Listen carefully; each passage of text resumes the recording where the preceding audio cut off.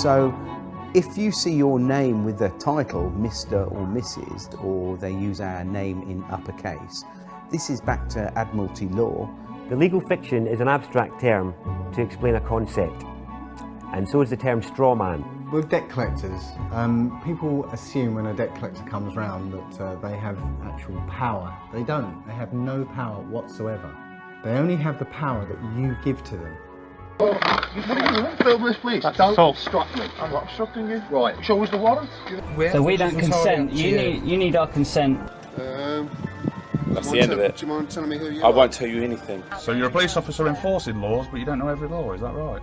That's correct. 90% of the crime, or 99% of the crime they perceive that is crime, is actually called victimless crime. There is no victims, and crime can only exist if there is a victim. You know, we've seen police officers more interested in becoming debt collectors and enforcing policies, you know, such as speeding tickets and fines and things like that, because they're easy targets.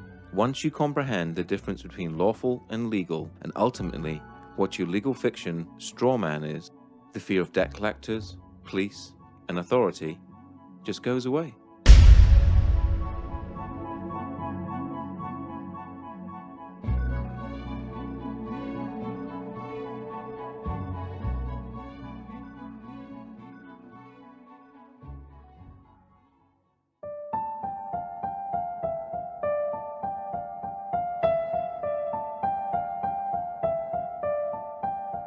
If you live in the UK, you are led to believe that the Queen is the only sovereign. This is wrong. The Queen is given authority through the coronation oath. Her oath was a binding contract between the Crown and the people of this nation. This means that we, the people, gave her her sovereignty. And as everyone knows, you can't give away something you do not possess yourself. That means that each and every one of us is sovereign. We each have supreme, independent authority over our own flesh and blood human body. The problem is, we have forgotten we are powerful. We have forgotten that we belong to and are part of one of the most amazing species that to our knowledge has ever existed. We have become media obsessed, and in turn obsessed with our own appearance and the way people think about us. The TV is king, but now that is slipping to the constant need to be in touch with our friends. Everything is about fear. Fear of debt, fear of terrorism, fear of ill health, or fear of climate change. This keeps us thinking that we need our government to protect us and rule us. With all this distraction, it is no wonder that most of us didn't notice the massive fraud that our countries and nations around the world have pulled on us. But as you will learn, government is a creation of man, and a creation of man can never be above man. They always need your consent, and this is where your power really lies. With knowledge always comes power, the power not to fear, the power to take a stand against anyone or any corporation that threatens you, the power to say no. It has been said that you need to know that you're in a cage before you can escape from that cage. Let's look into how you're being tricked and how your power is being hidden from you.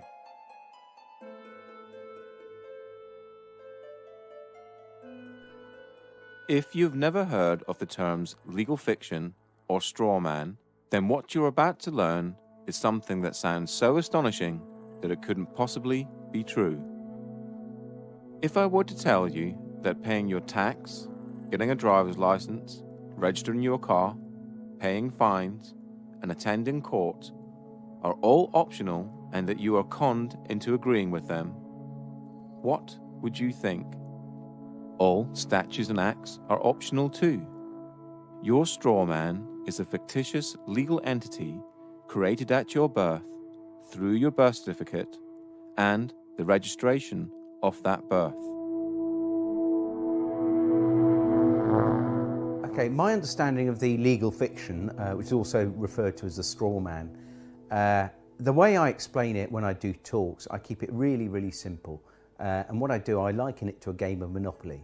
Now, in a game of Monopoly, you actually have a little token like a dog or a battleship or a hat, you know, like a little top hat, and you move it around the board.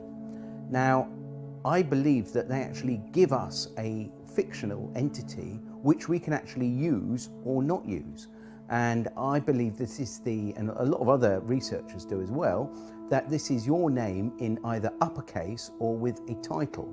That when each person is born, whenever a human being is born, there's two entities. One is the real entity, which is the human being, the flesh and blood, and the other is a legal fiction, a fictional entity that is nothing more than a piece of paper, the birth certificate. Again, we're duped into believing that these are one in the same, and so we're tricked into representing the legal fiction, the straw man, that birth certificate. So when people get fines and things like that, it's actually consulting the legal fiction, the non-existent entity, the corporate entity that is owned by corporations. You have any interactions with the bureaucracy, okay? They're not interacting with you, they're actually interacting with your legal fiction, because they can't deal with a flesh and blood human. Yeah, they have to deal with another corporation. When you start to break down the words that we use and you start to look at the roots of all these words, and you actually look at where these words, what these words actually really mean, you start to get an idea of what's going on. The word corporation is very, very specific, because it's corp and oration, it's dead speak. So a corporation is something that's dead. It's an entity that exists only in a legal framework. It doesn't exist in any other framework at all. It only becomes an entity through legal mechanisms and legal means. In essence, when you were born and far too young to understand, a company with your name was created through your birth certificate.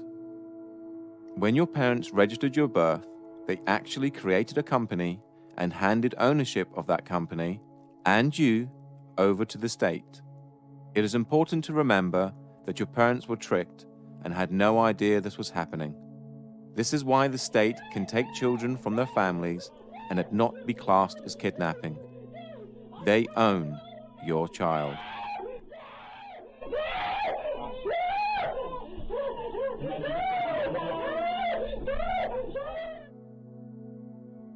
They own 1/10. Because they registered the child, they have 9/10. Possession is 9/10 of the law. But there's 1/10 floating about somewhere. And the government have claimed that 1/10. So when the child, because I've had it from social workers, at least now, 3 social workers on separate occasions have come out of audiences and actually said to me, you're right in what you're saying, is because we have to get the birth certificate within 48 hours of taking the child. And if they can't get the birth certificate, they have to reapply to be able to get the birth certificate. They have to get it, because that is proof of who the slave is, what the slave is. And actually, in legal terms, they're actually only entitled to the birth certificate and not the child. To take the child on the pretense that they are this legal personality is theft. So in legal terms, it's kidnapping. But for social services, can use legal kidnapping, because everything is okay as long as it has the stamp legal applied to it. That includes war, genocide. Anything is okay as long as it's okay, it's legal. The same thing also happens when you register your car. You get a document back saying you are the registered keeper and not the registered owner. So yeah, obviously we've just spoken about registering children, and the other thing that we register though is our vehicles. And obviously either of those can allegedly be taken off you at some point in time, which is quite interesting. The 2 registered items are the things that can be taken. You are the registered keeper of your car. You're not the owner, you're the keeper in their eyes. Now they'll argue that point, and a lot of people will argue that point, but it's quite easy to quell this argument and say, well, okay, if you don't put tax on the car, then they'll come and take your car. Now, in the legal world, taking anything from someone without a legal mechanism to do so is theft. The legal system cannot deal with humans. It can only deal with pieces of paper. Only common law can deal with humans. So at your birth, they created a piece of paper with your name on it, in capitals, just like any other corporation. This is done to dupe you later in life into thinking that you are the legal entity and not you. Then imaginary penalties and cost are imposed on the straw man, and you, thinking you are it, pay them. And it's kind of like an overcoat, this legal fiction. You know, as soon as you put it on, as soon as they invite you to put this overcoat on, and you do so, now they can grab hold of the overcoat and throw it in jail with you in it. But until you put that overcoat on, they can't do anything to you because you are not that name. You know, you think you are, you know, you're taught you are, but you're not. The deception is done through the manipulation of words and language.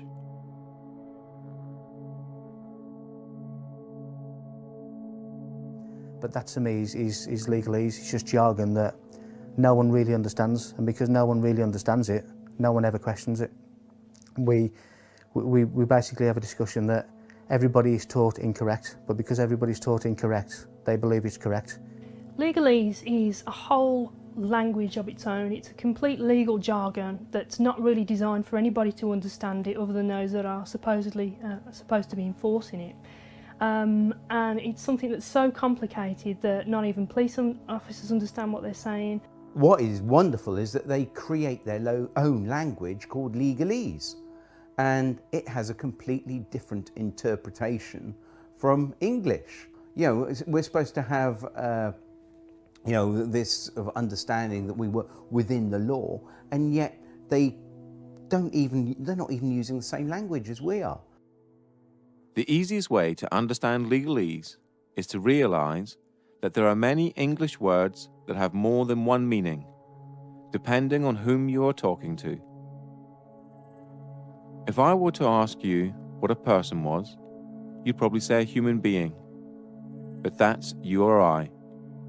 If you were talking to someone in the law society, i.e. a police officer, lawyer, judge, etc., they have a different dictionary to you or I, and person could mean company or corporation, i.e. the legal fiction. You know, if you tell a lie often enough, it becomes truth, or certainly the perception of truth. So legalese is jargon that nobody understands other than those who actually come up with a jargon that really, really deeply understand it. And even police officers don't understand it, or magistrates, or even judges for that matter.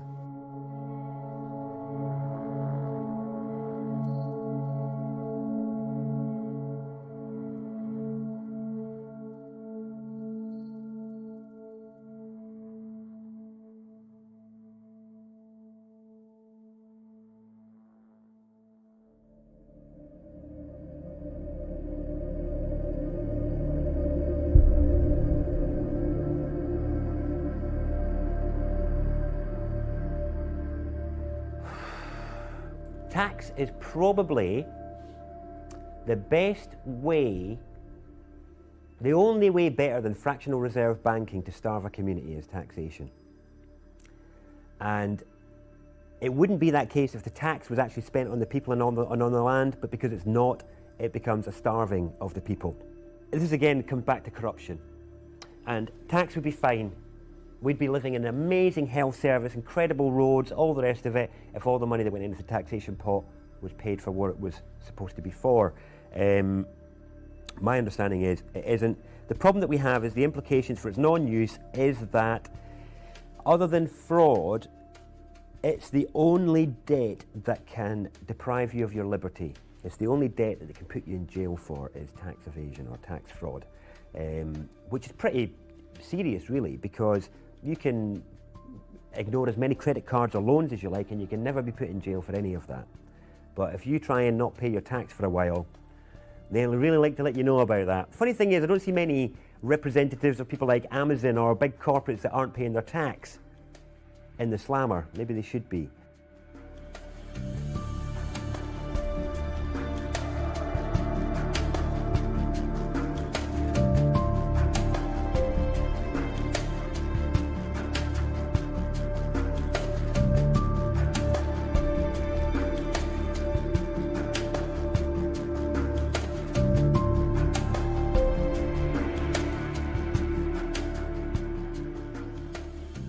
Income tax in the UK first started in 1799 as a temporary measure to cover the costs of the Napoleonic Wars.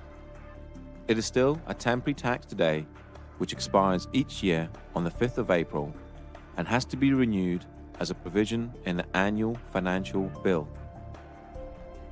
Income tax was withdrawn in 1816, but was re-established in 1842 and has stayed since.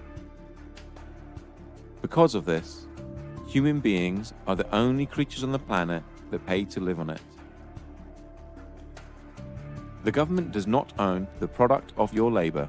If they did, you would be a slave. Since they do not own the product of your labor, then taxation can be defined as theft, or more accurately, extortion and blackmail.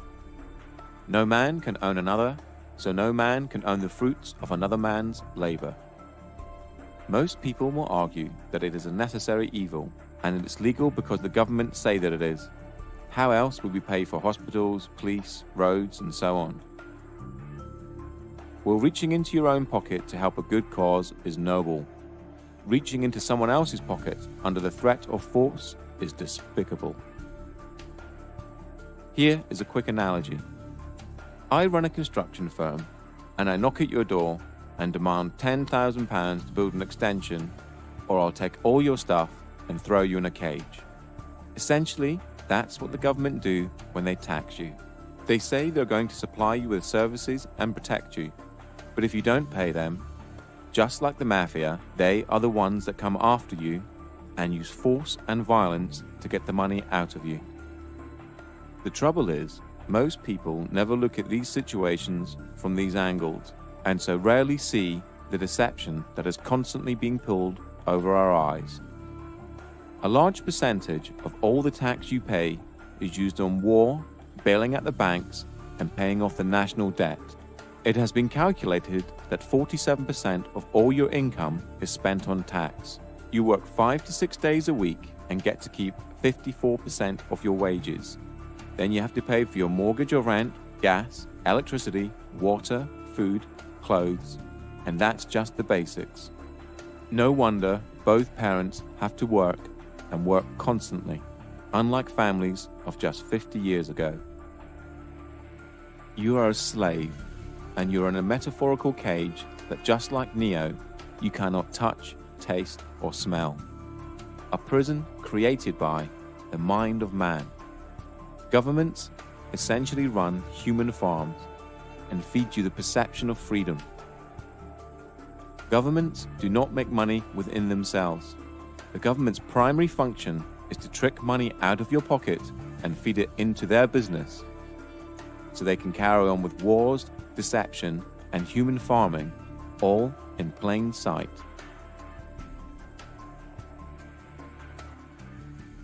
They have no lawful basis for whatever they do. There's, they might claim they have a legal basis. Now, legal is a different thing altogether. It's essentially based on contract. You have to contract with them before it becomes law. This is a prison without bars. This is a prison without big walls to keep them in. It's just a prison of the mind. The main implication of not paying tax is that you'll grow a set of balls and you'll turn into an adult. That's the main implication.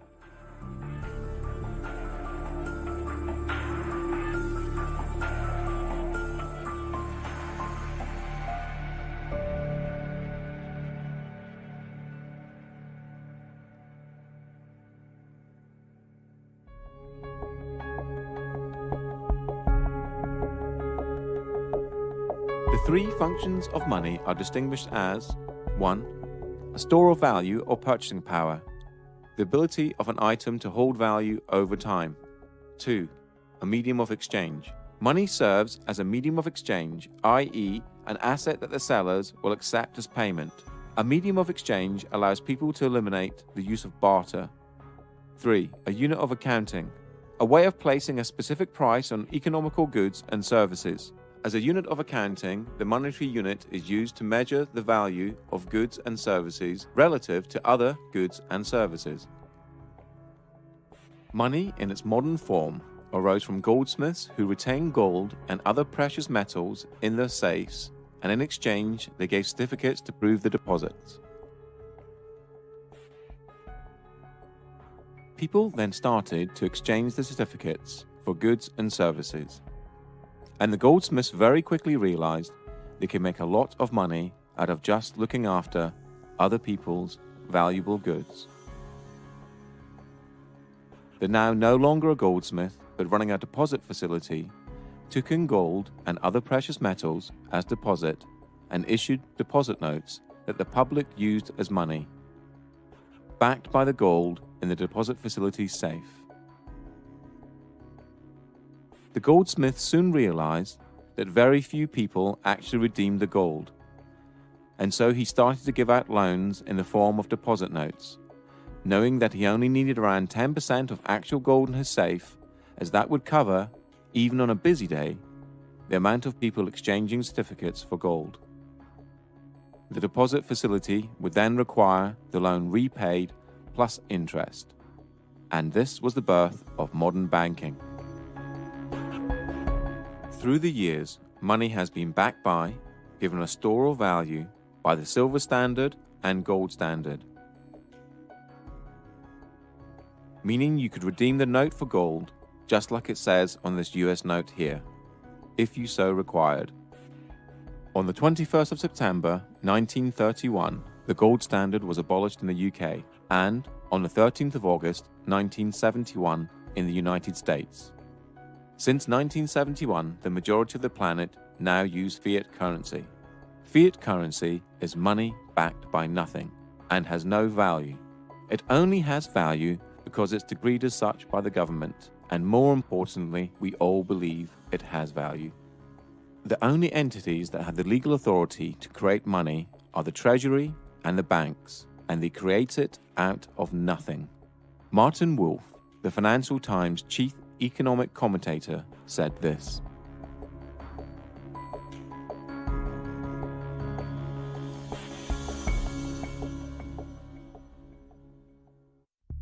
only 3% of money is physical and 97% is electronic, and this electronic money is completely controlled by the banks.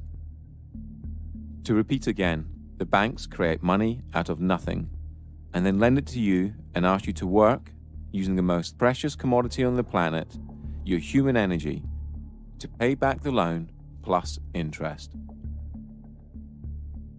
Money is essentially a claim on human labor and can also be defined as debt.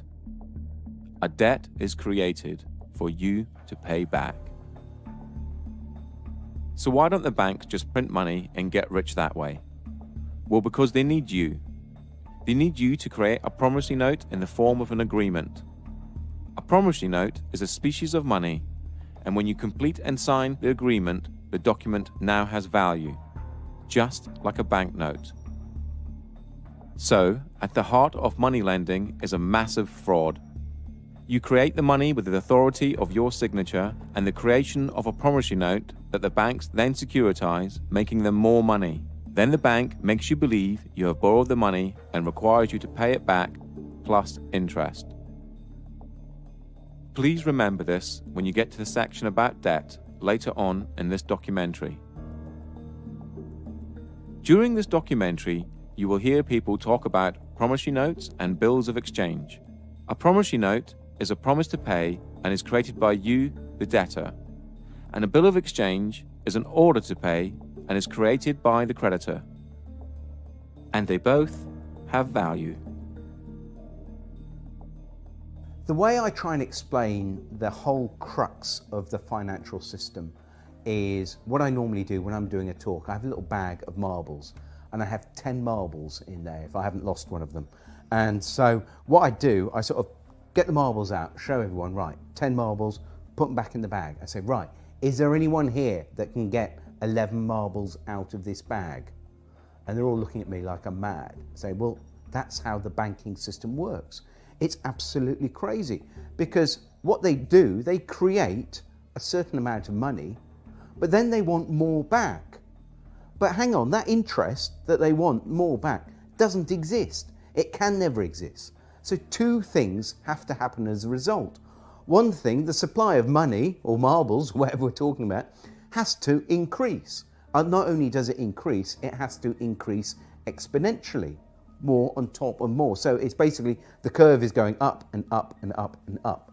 The other thing that happens is people are always, it's like musical chairs. You know, if we all stand up and dance and then we all sit down, but a chair is taken away, somebody is going to end up on the floor. Somebody can't find that money to pay back because that money does not exist. And this creates the poverty and crazy competition and not enough to go around. And this is the biggest problem with fractional reserve banking. Well, you think about it, they don't teach us at school anything about money. I mean, money's about the most important thing in this society. Why don't they teach us anything about it? They can't. It's a confidence trick. Yeah. You know, and it's 180 degrees from the way we think of it. You know, we think that money comes from somebody else, but it actually comes from us. You know, when you get a loan, they present you with a loan agreement. Yeah. What do you think that loan agreement is? What is it? It's a promissory note. Yeah. I promise to pay back 3 times the amount if it's a mortgage. You know. So, but what they do with that promissory note, they monetize it. They put it into an account and cash it. And now they give you that money and say, now you have to pay it back to us. But you created that money. You know, it's your promissory note. You created that money. So transaction's over with. You don't have to pay them back because they didn't do anything. They just went, thank you very much, and here you go. Fundamentally, a promissory note is a promise to pay. Now, if I was going to give you a promissory note for 2 dozen eggs, that means here's an IOU, the IOU, 2 dozen eggs. Now, it could be on demand or it could be at a set time in the future. If it was on demand, you would be within your right to say, John, look, here's a promissory note. It says on demand, I want 2 dozen eggs. So I said, all right, look, I haven't got on me. I'll pop over the shop and get you your eggs. Here we go, there we go. And this is what we did originally when promissory notes started out, was that we used them to make a promise that, because, I've got like all these pounds of gold, right? And I want them stored safely. And I want to be able to trade that gold, but without the hassle of carrying it around. So what I do, I go to the bank and they give us a promissory note. So I've got this promise to pay. So I can then take it somewhere else and say, look, I've got 2 pounds of, 2 pounds of gold here, or silver, whatever it is. This is how it started out. Now, at no time have promissory notes been, outlawed or taken away. And this is how big corporations actually trade with each other, with promissory notes. And in their memorandum articles of association, when they set up their businesses, a lot of them will state within their documents that they will take promissory notes. Now, the problem is, of course, that the actual Bank of England and our government, working with the banks, have taken away all the value to the promissory notes, which are used as our currency. So now the promise to pay £1, well, £1 of what? It's not £1 of anything. It's just, it's now become like monopoly money. This is back to the analogy with Monopoly. It's not worth anything. So basically it's just a piece of paper. So what we do, we can actually say, well, here's a promissory note for £1,000. I want to swap it for your promissory note, or put it into my bank account and credit my bank account with £1,000. Now, we spoke to a bank manager and we said to the bank manager, could you tell me what would happen if I came to your branch with a promissory note for £1,000? Would you have to accept it? And his words were, yes, of course I would. It's law. So you're going to accept a promissory note? Of course. No, I'm not going to accept it, but by law, I have to. So this is a bank manager that knew the law. He also knew the difference between a bill of exchange and a promissory note as well. So he was well up on his law. So, and remember, these are statutes, but because these are companies, they have to apply by their statutes, you see. We don't, but they do. So it's almost like, they create enough rope, and they end up hanging themselves, you see. So it's actually, the statute is the way that we actually overcome them, I believe. But, yeah. Because this is evolving, so as we do things, they do things to counter and so on. But this is evolving. The latest one is along with the remittance slip, other people have created a promissory note, which is literally a piece of paper that says, I promise to pay the bearer the sum of blah blah blah, and you sign it, date it, and now that becomes a specie of money according to the Bill of Exchange Act. In fact, the money in your pocket is a promissory note. Somewhere it says, I promise to pay the bearer, and there's somebody's signature on it, and it's actually an invalid promissory note because it's not dated. Or actually, that's wrong. That's actually wrong. It's on demand, so it is dated. It's not actually getting away with stuff. This is the thing you've got to get out of your head, because what's really happening is they're getting away with it. Yeah, no, you're right. Yeah, you're just coming back into your power and saying, no, I'm not going to give away my signature anymore.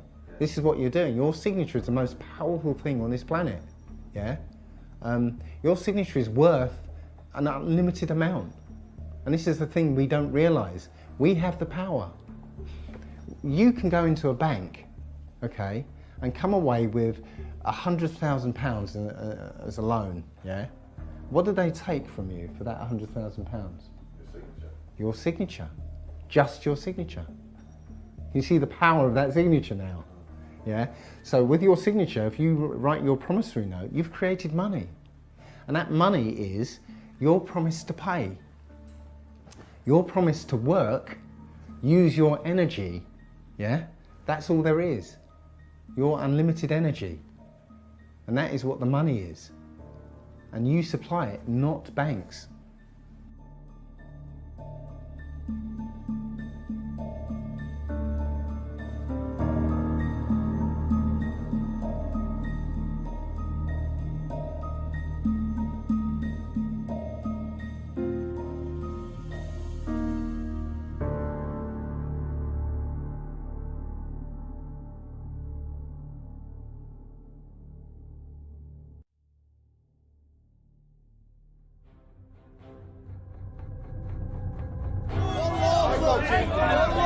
Don't assault me! Don't assault me!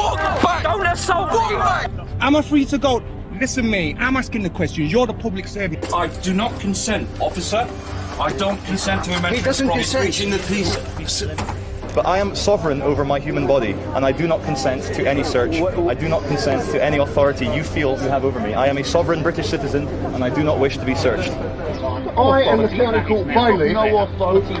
Excuse me, it's our right to film you. It's our right to film you. Yes, it is. Under what law are we not allowed to film you? I'm telling you not to film you. Yeah, but you have no authority to tell me not to film. Because we're in a public area. James Parisi with the Quincy Police Department. What is your name, sir? That's good to know, sir. Yeah, what is your name? Well, I don't think that by law I have to identify myself if I'm on the sidewalk minding my own business and there's no laws being broken. You said, look, mate, I can't give you the full section. Can't give you the full section because you can't expect me to know it, is your words. Yeah, and I'm saying, well, if I can't expect you to know it, you can't expect me to know it. Hand over your details. Can you show us the warrant, please? I think we've got a warrant for arrest. Can you show us the warrant, please? Show us your documentation. Can you show us the warrant, please, with a wet signature.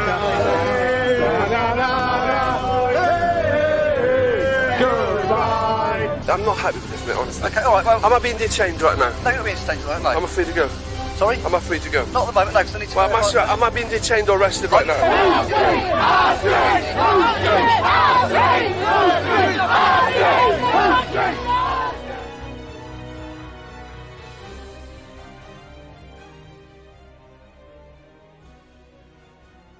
The difference between lawful and legal, as I see, is lawful relates to common law, the law of the land, the law which governs all people, the original law, which is quite straightforward. To me, it's a case of don't cause any harm or loss or damage to any person, and don't cause that to happen to anybody, and everything's good. And that's pretty straightforward and simple. Everyone can understand what that means. Legal pertains to our legal system and where statutes and acts come from, and it's a system that doesn't actually relate to common law. So we've got these two systems running side by side. We've been fooled into believing that they are one in the same, and so when police are policing the streets, we're enforcing policies, acts and statutes which, when looked into, are not actually necessarily lawful. Common law is the law of the land, and laid down over centuries of court cases in front of juries, humans making law for humans. For the severest measure of punishment. Common law pertains to lawful, and anything outside of lawful falls under the legal or no system at all. The legal system covers all statutes and acts and civil matters. Things like owing money to banks, not paying fines or tax. Basically, anything that isn't criminal. For there to be a crime, there has to be an injured party. In this case, a human. And there are three basic principles that all law needs to apply to. They are as follows. Do not breach the peace. Cause no one else any harm. Cause no one else any loss. Do not use mischief in your promises and agreements. Apart from that, everything else is free rein. Lawful refers to the natural law, the law of the land. Okay, and that's not causing any harm to anyone, obviously not stealing from anyone, and not using fraud in your contracts. So basically, you're not doing any harm or trying to get one over on anyone else. Legal refers to the statutes, which I mentioned earlier, and the statutes are basically all the rules of society. And not just, we haven't just got the UK statutes, but we've got all the European statutes. So you've literally got tens of thousands, if not hundreds of thousands of laws, which every day, we could be breaking without knowing. We all know that you can't go around raping and killing and murdering and invading. We don't need fucking laws for that. Like, we'll deal with that as it comes. But anything other than that, what you want to smoke, where you want to live, where you want to take a shit, who you want to insult, not a fucking other adult on this planet. Like, what are you, my dad? Are you my fucking dad telling me what to do? Like, that's how I feel now when police are like, control freaks try and give it to me. Legal is essentially according to contract. You have to, the rules that are sort of handed down to us, but you have to contract with them before they become law. And that law is contract law. You enter into contract, you're bound by it. So yeah, it's two different things. One's overlaid on top of the other. Parliament has no say in common law and is bound by it. So they create Acts of Parliament, and in the US, Acts of Congress. Because government is a creation of man, and a creation of man can never be above man, they need your consent before they have the force of law. The principle of by consent, if people don't realise, is that we obviously have police because we want them, and that we only have to do what they say if it's reasonable, if we consent to what they're asking to. That is the principle of it for me. Obviously, the larger issue is the assumption that everybody who's walking on this land has given consent to be policed by these people. And that's an assumption that most police officers in this country live by without realising that it's not true, and this is where diplomatic immunity is a good example of where, well, actually the consent isn't given and the police don't have the power to act. Another good example that shows it's all about jurisdiction is that our police have no power at all at the American embassy. But that's on our land, isn't it? And that's another example. Embassies are a good example that shows that jurisdiction is portable. It's not tied to land, it's tied to the party. So I can carry my jurisdiction with me, which is the whole principle of sovereignty in general. My understanding of policing by consent is that, as I said earlier, when a law is passed, for it to be lawful, it has to have the consent of the people. People have to consent to that law and consent to abide by it. But unfortunately, I think we're in a system now where that obviously doesn't happen, but people don't realise that by verbally agreeing with, let's say, a police officer in relating to a parking ticket, that you're entering into a verbal contract, and by agreeing with what the officer is saying, you're consenting to being bound by the law, or whatever the law is. And people, when we say words like "do you understand," when a police officer says to you, reads the caution and says "do you understand," what they're actually saying is, do you stand under our authority? Now again, I didn't know this as a police officer, and even the words that are spoken as a police officer, police don't even necessarily understand themselves. So I believe that people have to consent to a law for it to apply to them in the legal sense, because it's not common law. So when you interact with the police or the court system, they will ask you for your name, address, and date of birth. This is done to create joinder between you and your legal fiction, and to trick you into representing it. Once you agree to represent your legal fiction, now they can deal with you. They can only apply their legal mechanisms if they have the name of the slave they're dealing with. If you state, well, I don't want to give my name, then they can't apply the mechanisms to you because they have no name for their paperwork. And remember, all their systems work via paperwork. It's all paperwork. I think you might be wanted. Well, if I'm wanted, what's the problem? Could be arrested. Well, then arrest me then, innit? I need to establish who you are. No, you don't. If you think I'm the person that's wanted, arrest me, innit? Where do you live? Tell me your date of birth. What? I'll give you what? I want your details now. Lock me up for what? Give me your details. Give me your details. Give me your details. Well, get my details. And I tell you this as well.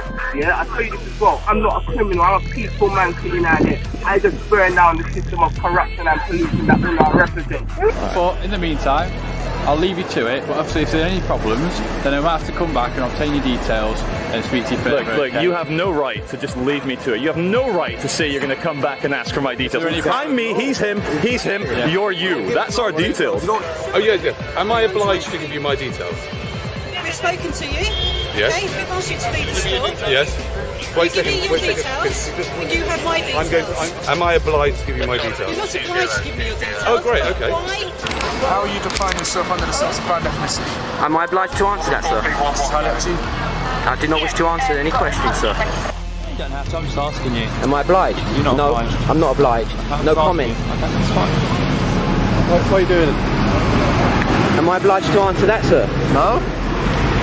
No comment. Okay. Are you going to answer any of my questions?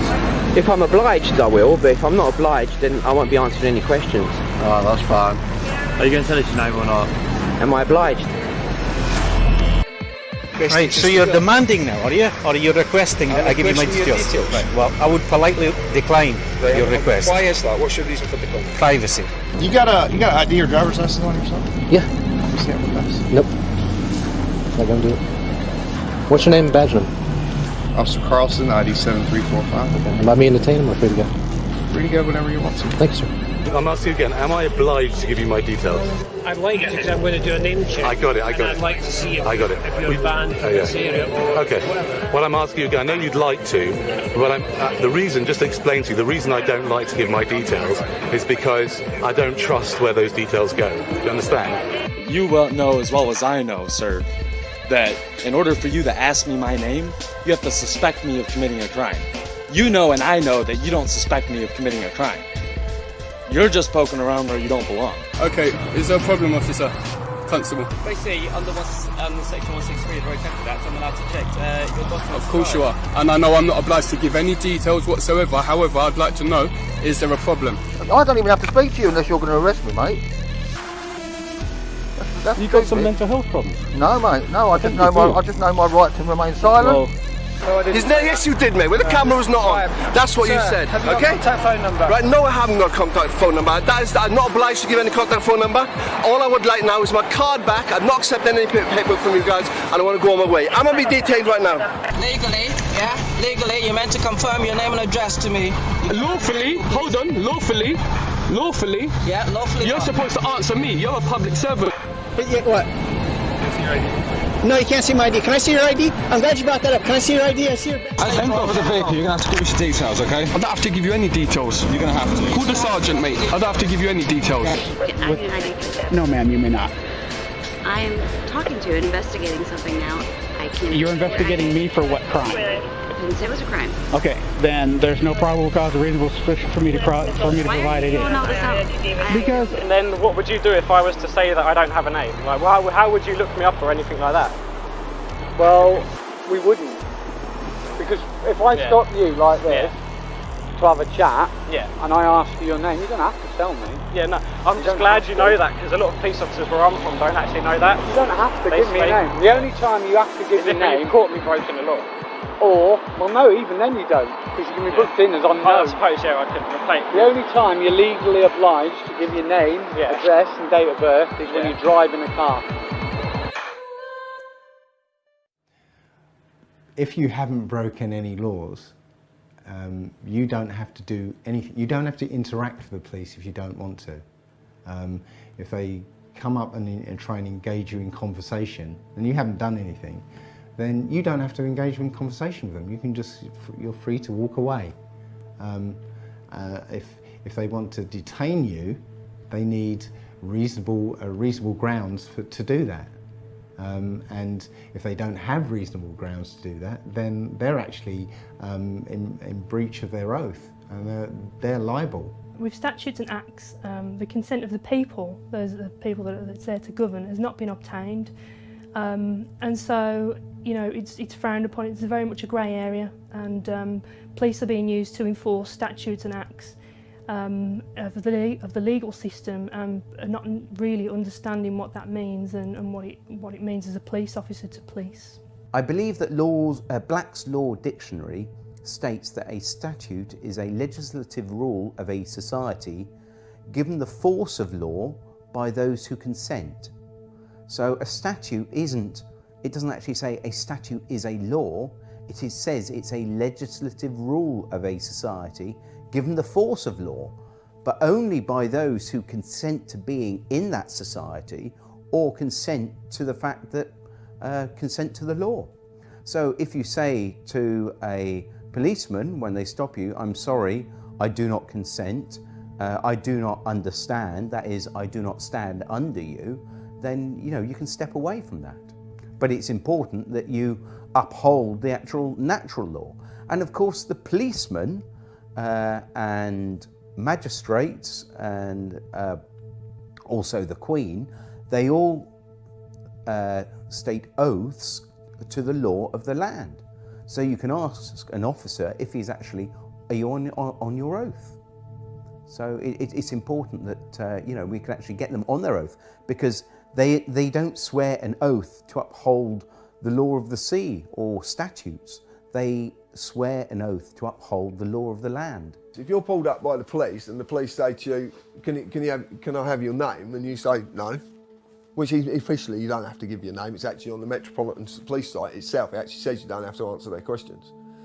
But if you don't answer their questions, they're going to do one of two things. If you get a good copper, they're going to go, okay, not a problem, you haven't really done anything wrong, we'll leave you alone. You get a bad copper, then you're going to get dragged to the floor, roughed about, cuffs on, you'll be dragged down the station, where you will be bullied and coerced into giving your name in the end.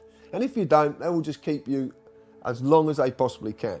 To lock any human being in a room that they can't leave, and especially in a room that has the very, very bare essentials, is torture. So remember, if you haven't broken any laws, no one has the right to tell you what to do. We are all equal in the eyes of the law, from the Queen to the police and to you or I, and we are all innocent until proven guilty. So if a policeman stops you in the street and you haven't broken any laws, do not comply. Always ask, am I detained? Or, am I free to go? Do not give your details and ask if you're obliged to. If they do try to search you or arrest you without your consent, tell them you are doing this under duress. If you have not broken the law, do not comply. Only interact with the police if you wish to. If you do not wish to, do not consent. The more of us that do not comply, the less likely this country will become like Nazi Germany or Communist China. The police swear an oath to the Queen, so ask them if they are under their oath. If they reply yes, they are bound by said oath and can only uphold common law.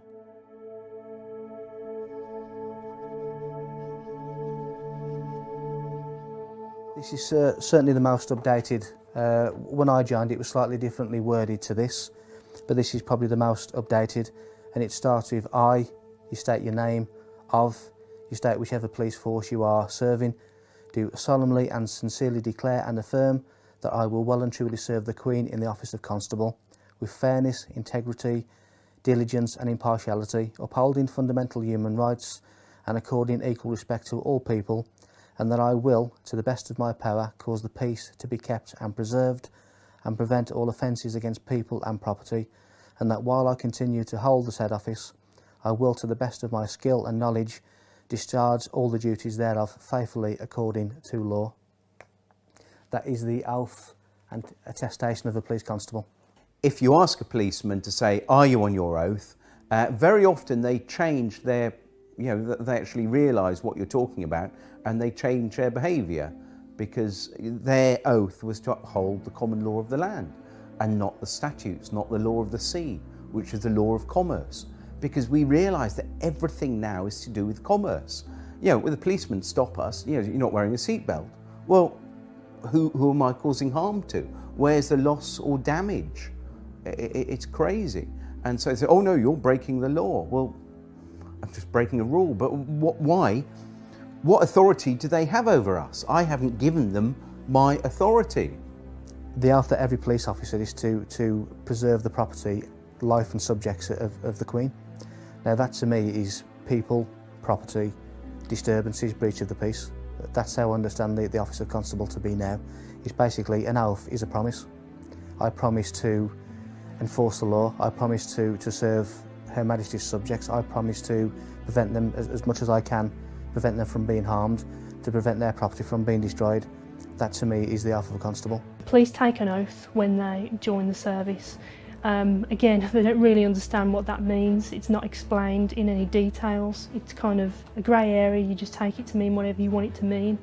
But it's all been set up to allow the system that currently enslaves people to carry on enslaving and to further that enslavement into every aspect of our lives. Hey guys, so I'm here at Parliament Square for the Occupy London protest.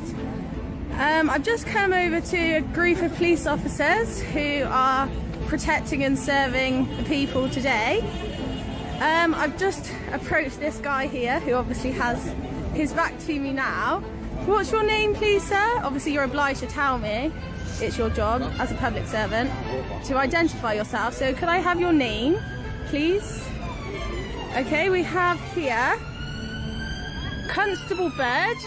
It's a pleasure to meet you, sir. I have here about 200 copies of the UK police officer's oath of office. I've just asked them if they know their oath. They've gone very quiet on me. This isn't an attack on you guys, just so you know. Like, I'm not trying to cause trouble with you or anything. I'm just trying to make sure you do your job properly, obviously. I mean, some emergencies just come up, so I'm going to follow them just to see why they're avoiding my questions. I think we all know it's because they don't know their oath, but I'd like to offer them a copy just to see if they will remember why they became police officers, which was obviously to protect and serve the people of this country. But if during their programming and their training and stuff have forgotten who they actually went into the job for, I'd like to remind them. So I still have the oath in my hand. Look, you can see all the copies. They're walking away from me. They don't want to hear it. My aim at this protest is obviously to help the police remember their oath, to remember what it is that gives them this authority in the first place, and hopefully they will honour humanity and uphold. Let me just read their oath to you guys. Look, they're really walking away from the square and everything. They don't want to hear this at all.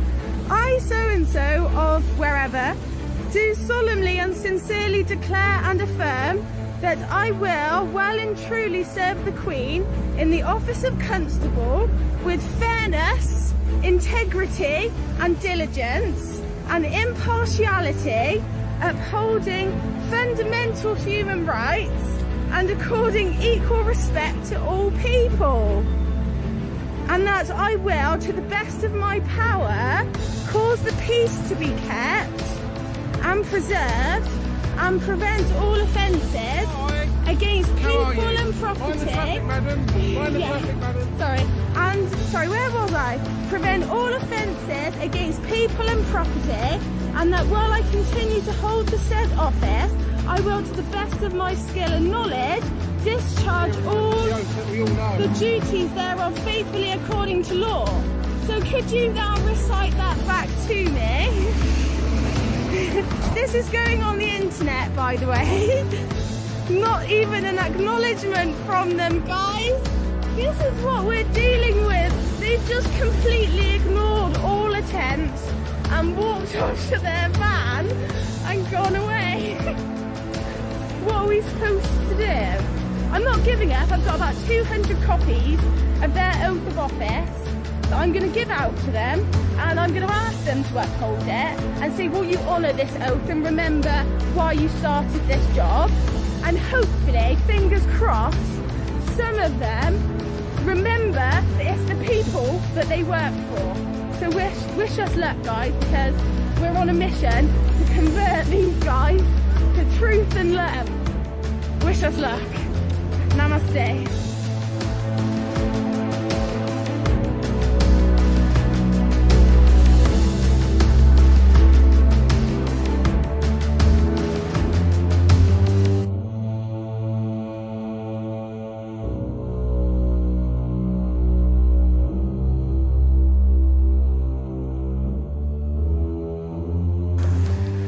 How are you insured? Excuse me. Take your hands out of my camera. Today.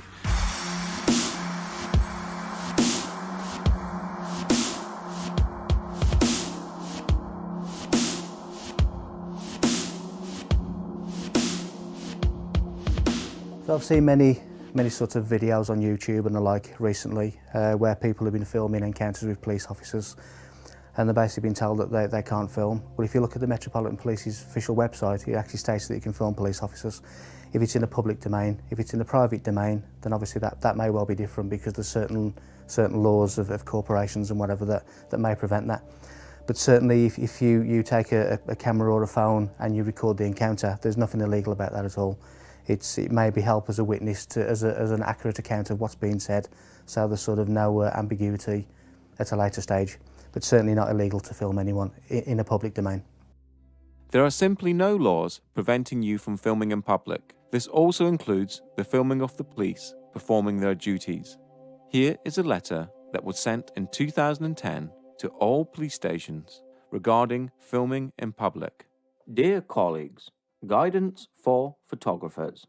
I am writing to you in my capacity as chair of the ACPO, Communications Advisory Group, which sits in the presidential business area. There have been a number of instances highlighted in the press where officers have detained and deleted images from their cameras. I seek your support in reminding your officers and staff that they should not prevent anyone from taking photographs in public. This applies equally to members of the media and public seeking to record images who do not need a permit to photograph or film in public places. ACPO guidance is as follows. There are no powers prohibiting the taking of photographs, film, or digital images in public places. Therefore, members of the public and press should not be prevented from doing so. We need the cooperation with the media and amateur photographers. They play a vital role as their images help us identify crime.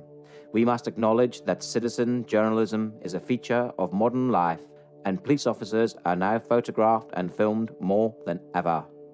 Unnecessarily restricting photography, whether for the casual tourist or professional, is unacceptable, and it undermines public confidence in the police service. Once an image has been recorded, The police have no power to delete or confiscate it without a court order. Yours sincerely, Andrew Trotter, Chief Constable, Chair of ACPO Communications Advisory Group.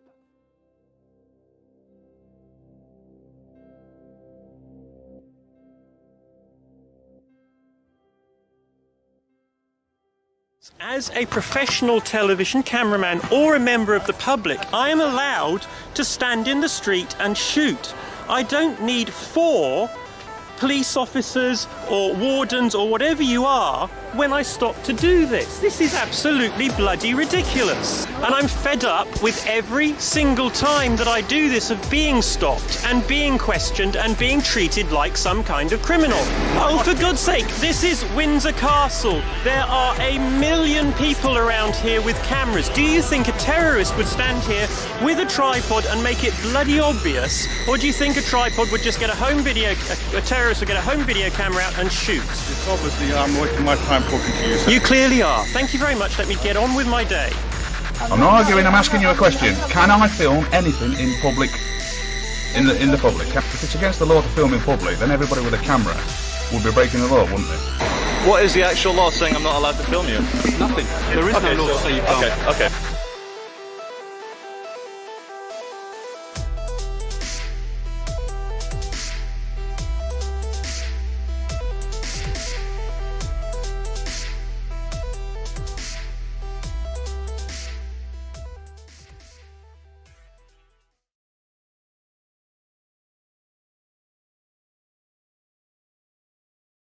There is only one act that gives police blanket powers to search the public, and this is Section 60 of the Criminal Justice and Public Order Act 1994.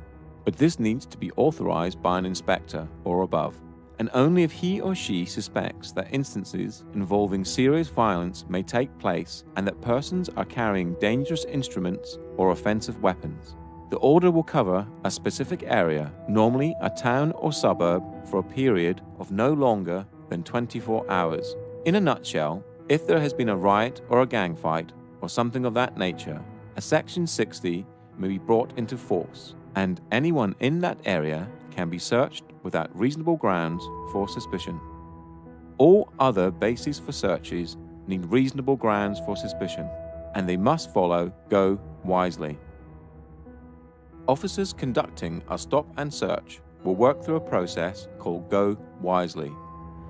If officers do not follow Go Wisely, they leave themselves open to an assault allegation and the search itself being unlawful. The police currently have over 20 stop and search powers. They are mainly for weapons, drugs, stolen property, or articles intended to damage property. Those made using powers from Section 1 of the Police and Criminal Evidence Act, commonly referred to as PACE searches, are the most common. Go Wisely is a mnemonic that was created so the police could easily remember the terms laid down in Section 1 of PACE. Section 1 of PACE is the foundation document for all searches that require reasonable grounds for suspicion. In this modern age, it is very easy to download the documents from the website supplied, such as Section 1 of PACE, a breakdown of Go Wisely, etc., and keep them on your mobile phone, so if you do ever have an encounter with the police, you have evidence straight away to show them that you know what they require to make the encounter legal. If a police officer insists on searching you, do not resist. It will only end one way. Tell the officer that you're alarmed and distressed and you are being searched under duress, and make it very clear that you do not agree with the search and only sign the paperwork if you want to.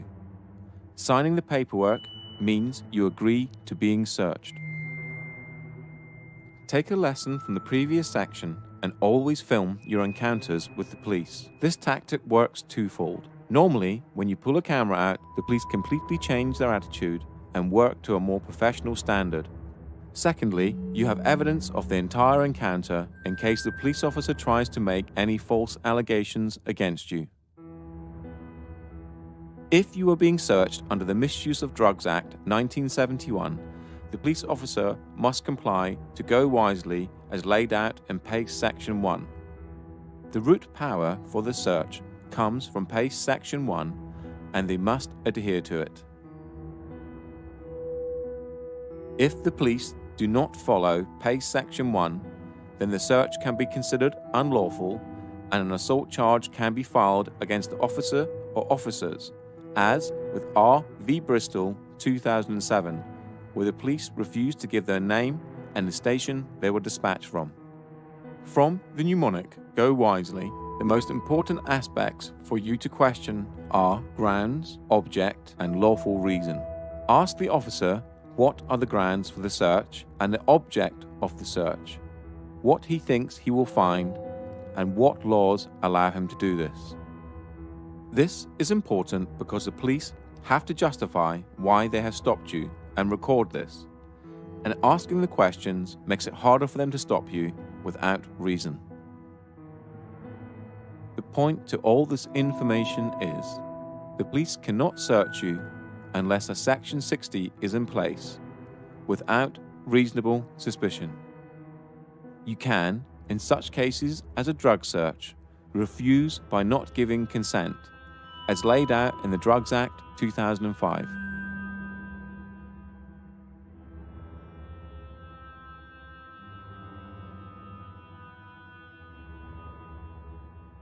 Here is an example of how this information can help you and possibly make the police treat you with a little more due diligence. If I can be searched under Section 23, misuse of drugs. I do not consent to the search. You don't get a choice, my friend. What do you mean I don't get? Wait, hold on. I don't consent to the search, and you just told me I don't get a choice, yeah? Wait, you're telling me I don't get a choice, yeah? Wait. Because you're a public servant. I'm going to let you search me after you answer my questions. You're telling me I don't have a choice, yeah? That's what you're saying. I don't have a choice, yeah? What I'm saying to you is I don't have a choice. No. You're a public servant. I'm allowed to record you. And plus, do you know what? You can take my phone and smash it. This is live streaming. You can take the phone, it's live streaming, it's going to save straight into my laptop. So you can try to confiscate it all you like. I've got you on camera. You just said I don't have a choice. Don't touch my phone, that's assault. You just touch my hand. If I did that to you, I'll get nicked for assault. Don't do it to me. Well, I'm not here for nicking people for assault. Yeah, well, don't do it to me. Okay. What I can technically do is see that as evidence. You can't. Yes, I can. No, you can't. It doesn't matter because I still got it on my laptop. It's a live stream. Go on. What are you searching me for? What are you searching me for? Come out that bin. Yeah, his hand's gone down. He drops it behind the bin. All right. Yeah. All right. Yeah. You.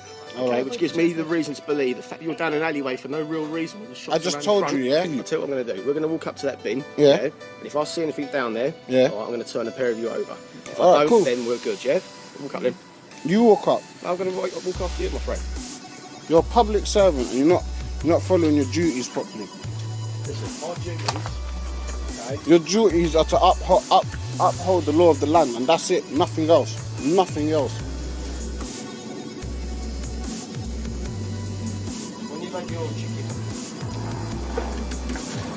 You're not obliged to tell them, bro. You don't have to tell them. And I'm telling him the law, innit, just in case he doesn't know. He doesn't have to tell you. I will not calm down. You don't have to tell them your name, Phil. If you want to, you can, but if you don't... Yeah? You never found nothing. You're not going to search me. That was your deal, innit? Yeah, that's my deal. Cool. And now I need to ask you a question. Are you working in accordance to the oath that you took to become a police officer? I need to answer that question. Of course you do. You're a public service. You're a public servant. You have to answer all questions.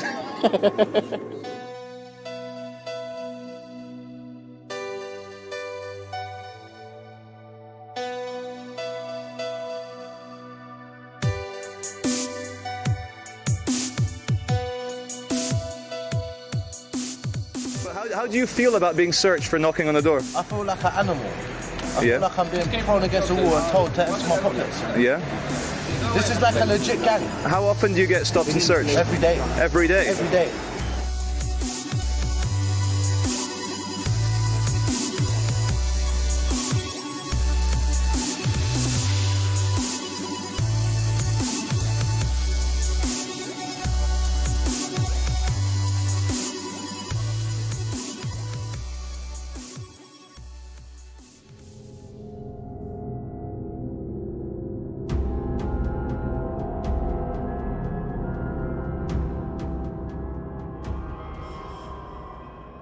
If you are being stopped by the police under Section 163 of the Road Traffic Act, which allows the police to stop a person driving a mechanically propelled vehicle, you could argue that you are not a person and that you're not driving, you are just travelling, which would all be true but will probably get you nowhere.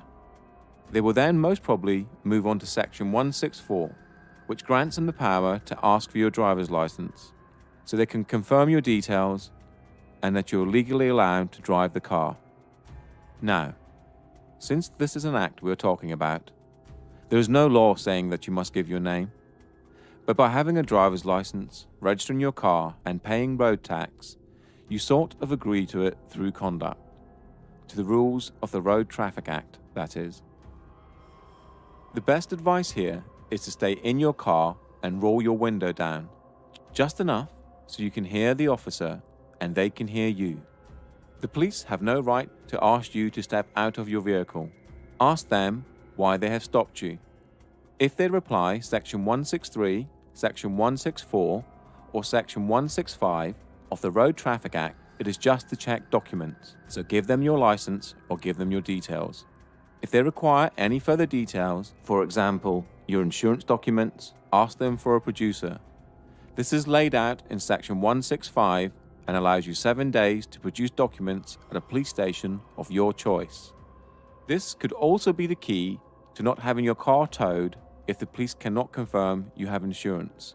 It is clearly laid out in Section 165 that you have 7 days to produce your documents before it becomes an offence.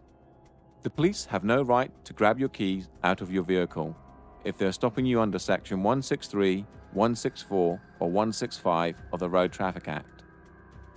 If you wish, respectively decline to answer any other questions. Officers have to be in uniform to enforce the Road Traffic Act, as it is a statute. Plainclothes officers cannot use Section 163, Section 164, or Section 165 of the Road Traffic Act, or enforce any statutes or acts that do not contain a criminal element.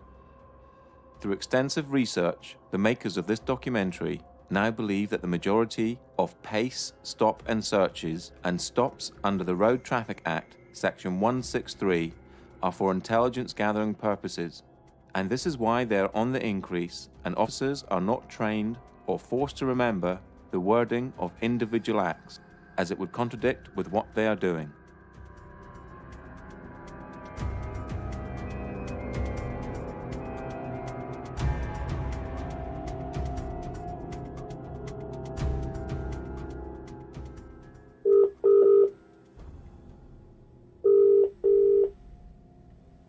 Welcome to Hertford Chicken Constabulary.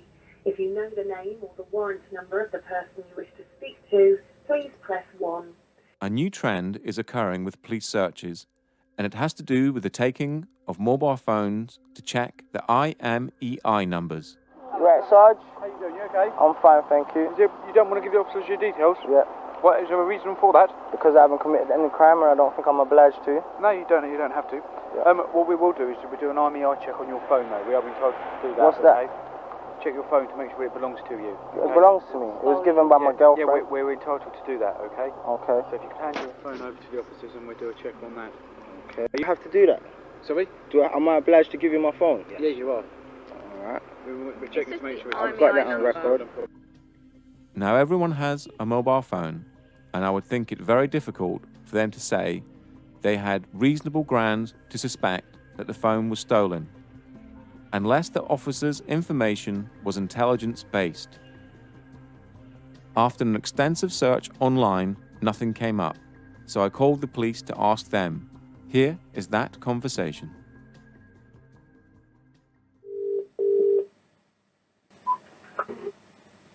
How can I help you? Yeah, hi mate. I don't know if I've come through to the right number or not, but I just got a really quick question about police procedures. Yeah, a friend of mine a couple of weeks ago was stopped in the street. It wasn't in Hertfordshire, it was in London. But he was, when he was stopped, they took his mobile phone off him and said they were doing an IMEI check. What is the legality behind that? Because I couldn't see anything online on the website or on the police website or what act it is or what powers they're using to do that. There's no particular powers required to do that. If they believe that it could be a stolen phone, or they're checking the legality of the phone to check that it isn't stolen, then we have a link with the monitoring company that provides the EMEI numbers. Oh, okay. So there's nothing I could find online that actually says this is a part of a PACE or part of an act or anything like that. It's just quite legit. No. This is the old-fashioned sort. The old term used to be suss and deal. You know. Yeah. If they've got a reason to believe. Yeah. Then they're in their full rights to check the IMEI number. If there's no problems, return it. If it is stolen, then deal with it. Okay. Can someone refuse, or is it mandatory? Yeah, you can refuse.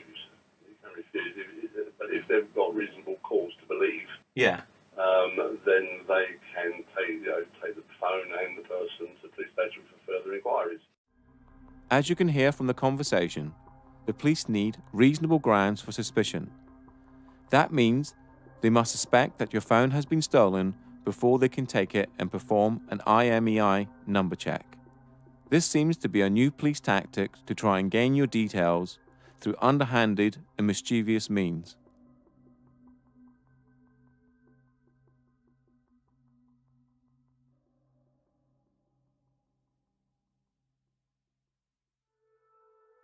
A breach of the peace is an old common law concept which is used to prevent unlawful violence against people or property.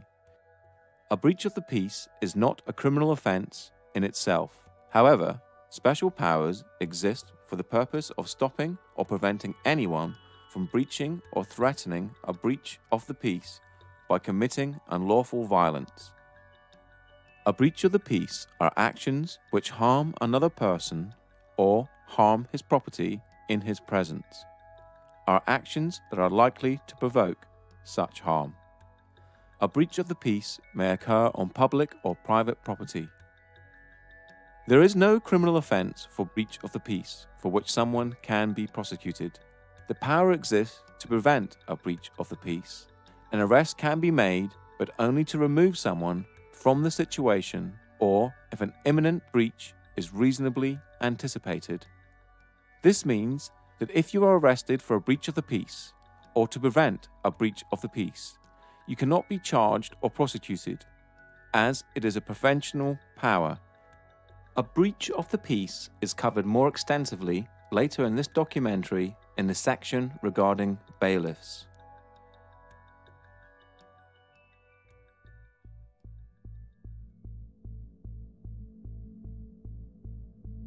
Section 5 is probably one of the most abused powers the police have in their arsenal, and a police officer can arrest without warrant if he believes you're in breach of this section.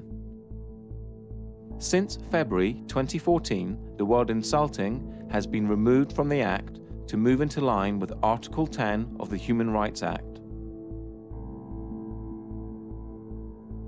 This means you can say whatever you wish as long as it's not aggressive in nature or provoking violence.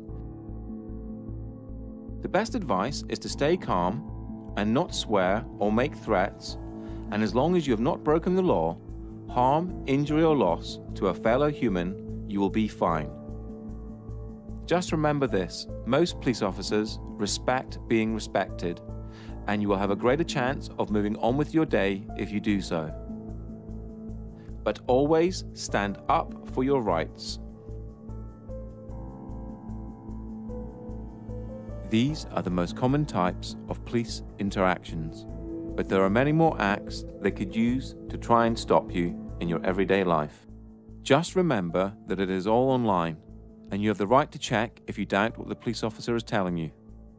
What you are watching here are the police violently arresting protesters for small infractions such as not listening to a police command, not giving details, or Section 5 public disorder. They have committed no crime and are now essentially being tortured. The police seem to be able to get away with horrendous acts towards people and in some cases treat the general public worse than criminals. For example, imagine someone is arrested for assault, then taken back to a police station and refused to give his name. Would the police then throw him to the ground and assault him until he gives his name? The answer in most cases is a resounding no. That would be torture. Article 3 of the Human Rights Act, that was incorporated into English law in 1998, states, "No one shall be subject to torture or inhumane or degrading treatment or punishment." Another case similar to this would be smashing someone's window to enforce the Road Traffic Act, essentially breaking a law to enforce an act, a rule. The police need to go back to policing, preventing a breach of the peace and protecting people and property. Upholding rules should never be done by force. You are a sovereign entity, and no one has the right to tell you what you should or shouldn't do, or how you conduct your life, if you haven't broken any laws. If someone had that power over you, then you would be a slave. Think about it.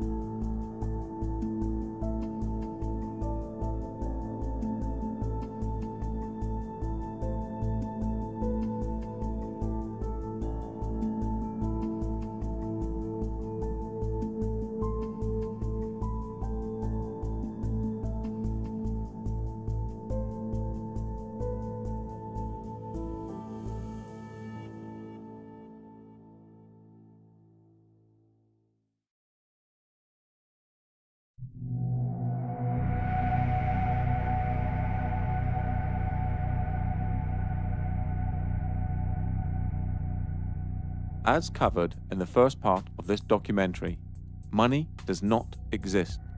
It is a figment of our imaginations and is backed by nothing.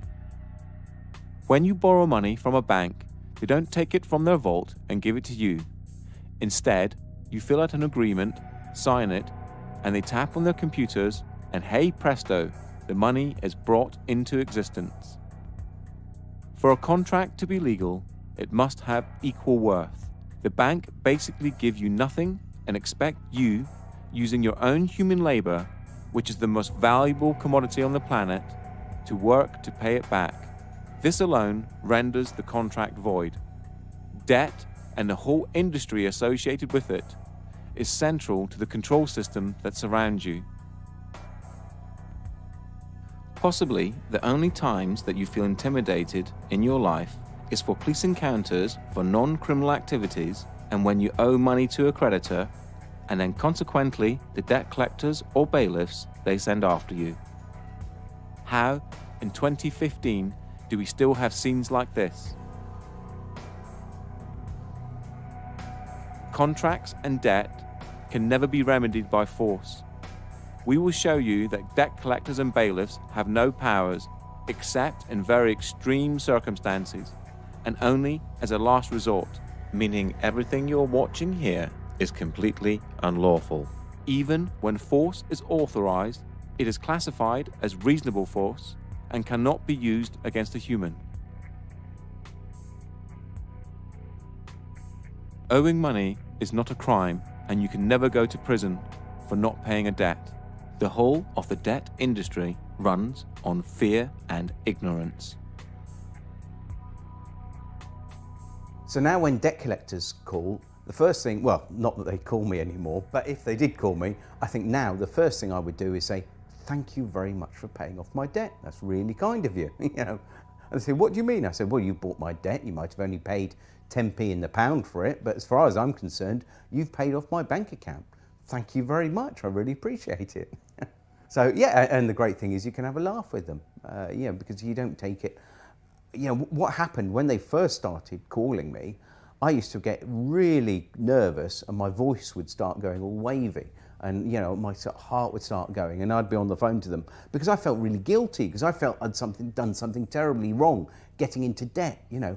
And then I realised that the whole system is designed to get us into debt, and designed to, the fact is the debts can't be paid off. And every single politician that comes on the television and says, oh, we've got to make cuts, and, you know, we've got to do this, and they're trying to cut our little local hospital down here in Swanage. Well, the fact is that it doesn't matter how many cuts we make, we can never pay off the national debt, or we can't even keep up with the interest on it because it's growing exponentially. And so this is all part of this control mechanism to keep us poor, to keep not enough to go round, when in fact, you know, if it wasn't for the money, we would have complete abundance. With debt collectors, people assume when a debt collector comes round that they have actual power to do something to you, anything to you. They don't. They have no power whatsoever. They only have the power that you give to them. They're kind of like third-party, you know, strangers, interlopers. You know, they're kind of interfering in your financial affairs. You know, you didn't contract with them. You know, you don't know who they are. They've just turned up on your doorstep, demanding money. You know, who are they? You know, so what they do is they bully you or trick you into contracting with them. And if you contract with them, now you've got a contract with them, they can chase you for money and hound you for money. They'll have a legal right to come after you, but that they have nothing until you give them that. And one of the tricks they do is they might say, yeah, give us £1 a week or £1 a month. Yeah, just give us £1 a month. And you know, that sounds kind of reasonable. You know, especially if you really genuinely believe that you have a debt to pay. Yeah, yeah, it sounds quite reasonable. But as soon as you start paying them £1 a month, you've just said that you owe them something. So you've contracted it with them. So now that you have to pay them the amount, and that's what usually happens. They'll come after you for the full amount because now they have the authority that you've given them to chase that amount. I've got very little time for debt collectors. I think I've called them everything from the detritus of the human psyche to the scarred baton bearers of old that would wait around the corner waiting to pounce on the innocent and the unwary and those unable to defend themselves. Because the funny thing about debt collectors is, as soon as you show you know what they're talking about, they disappear. So they are actually only there to bully money from those who don't know how to take a stand or don't know what their rights are. Yeah, a very low opinion of debt collectors. To the people who are worried about debt, let me quote a friend of mine who I will call Jay, because I'm not going to name him because he still works for the Royal Bank of Scotland. He's a credit risk underwriter for Royal Bank of Scotland, quite high up. And on the trading floor and all the kind of stuff he does, they have a saying: the only person that owns a debt is the person who worries about it. And it's as simple as that. Don't worry about your debt. It's not real. Okay, it's real in the extent you fucking agreed, but it's not. No one's going to die, nothing bad's going to happen, no one's going to get thrown in debtor's prison because it doesn't exist anymore. The reason why Western capitalism is crumbling is because people are starting to be wise to the fact that it's a big bullshit circus charade run by those in charge to make sure that they stay rich. And it's common knowledge in the BBC, Guardian, New York Times that in the last 5 years of recession, the rich have become fucking much richer and the poor have become poorer. If that's not enough cause for revolution, I don't know what is. But people, the only thing that holds people back with anything is fear. My advice to deal with debt collectors or to deal with anybody else is get informed. If you understand what you're talking about, you have a much more powerful position than if you don't know. If you don't know what you're talking about, you are at the mercy of people who pretend to know what they're talking about. My advice is get informed, understand your rights, understand their rights, what they can do and what they can't do, and then you're in a much better position to fend off any illegality or anything that goes against what should be done. Since the financial decline starting around 2007 to present, caused by the banks and then subsequently bailed out by public money, the effects of which are still being felt across the world. Since 2007, suicide rates in males between 35 and 55 have skyrocketed and can be directly related to debt.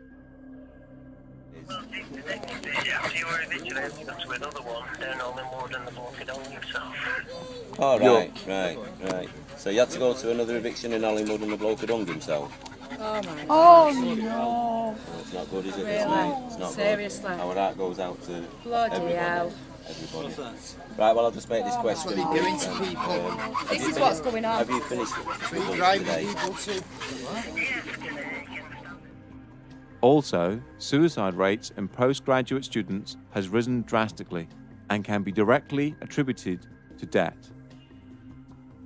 Before we continue, you must realize that no one has power over you.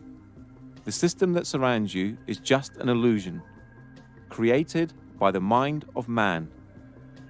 Owing money or breaching a contract can never be remedied by force. And in this game of cat and mouse, knowledge is your most powerful weapon.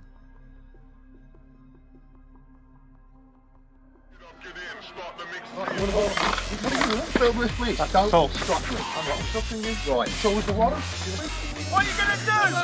What are you going to do? Take it back. Where's he going?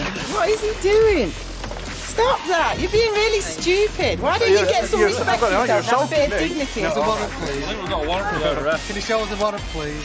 Show us your documentation. Show us the warrant, please, with a wetting signature.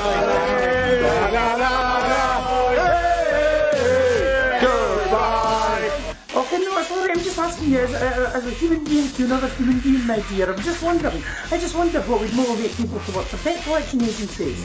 Because all you do is hassle poor people. So you can't get, so you've not got the original credit agreement with a wet ink on it, so you've got no proof of claim. Have you got the deed of assignment, mate? Well, the reason is, all the other debt companies before you tried to get some money out of me and didn't manage it. I'm just wondering what makes you think that I'm going to pay you anything.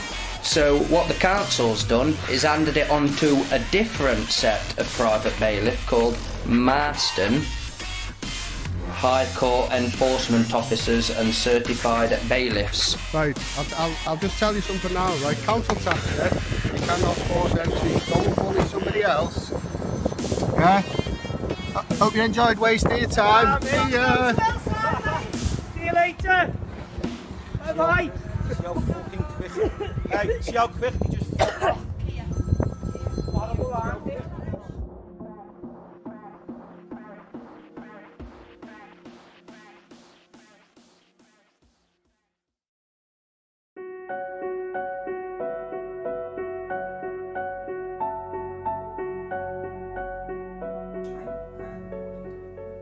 My name is John Whitterick, and I have a website called getoutofdebtfree.org. And basically what we do, we help people realise that the whole banking system is basically fraudulent, and we offer them the tools to actually challenge a banking system and basically get themselves out of this fictitious debt. The services we offer are, we offer template letters. We also offer start off with, if you're working with debt collectors, if you're dealing with debt collectors, we've actually got a very simple way of dealing with them, which is basically addressee not recognised, return to sender, because it will always have your name either in uppercase letters, or it'll have a title called Mr. or Mrs, and you can say, well, hang on, that's not me, I'm not the title. I don't spell my name in uppercase letters, so the addressee is not recognised. So that's one way. The other way we deal with the banking system or debt collectors is basically say, well, where did the money come from, and have I got a valid contract with you? And if I haven't, and if you can't prove that I have, then we are agreed to the following terms. And we send out a series of letters about 10 days apart. So, but it's, it tends to prove to be very successful. What it was, I used the method myself quite a few years ago and was astounded how easily that actually these companies just gave up. And so all I did, I got a website together and actually shared this information. GetOutOfDebtFree.org is a site that has been set up to help people dealing with the agony of debt. And the template letters just need you to adjust a few details and they're ready to go. Get Out of Debt Free has already helped thousands of people to get out of debt, and the combined amount of money saved so far is over £12 million. And that's just from the people who have reported their success to the site.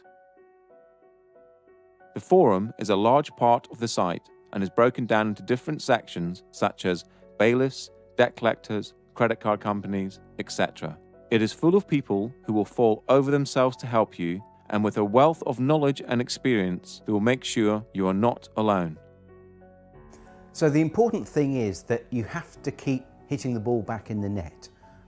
What you're doing, whatever they send you, you have to reply to it and send it back.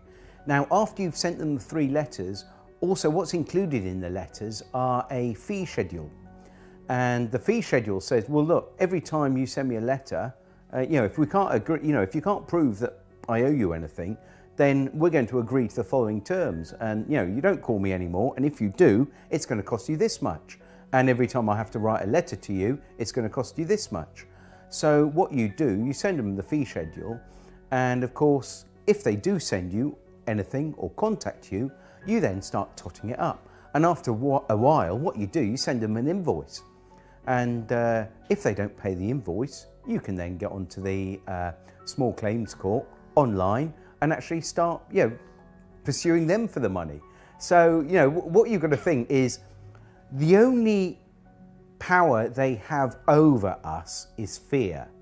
Now, when the fear goes and you start challenging them, do you think they really want to deal with you if you're going to be invoicing when there's all these people go, oh, like I was, really nervous, and they're going, all right, well, I should owe them some money to get to the stage where, no, hang on, mate, you've actually sent me 3 letters. I actually charge £500 a letter now. That's 1,500 quid, plus the 2 phone calls at £100. So we're up to about 1,800 quid. So basically, when are you going to pay? How are you going to pay? Debt collectors, really, the common term that's used for them is a third-party intervener, which is you have an arrangement, or you had an arrangement with an organisation. Because that organisation have contracted with a third party, which is the debt collector, there's some implication that you have to deal with them.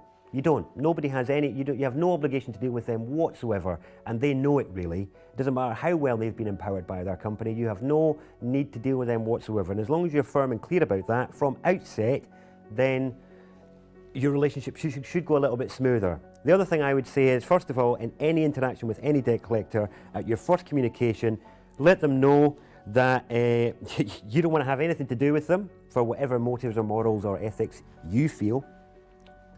But also let them know that any future time they take of yours will be charged, and let them know that that is the terms of your engagement with them, and you can set your charges as you see fit.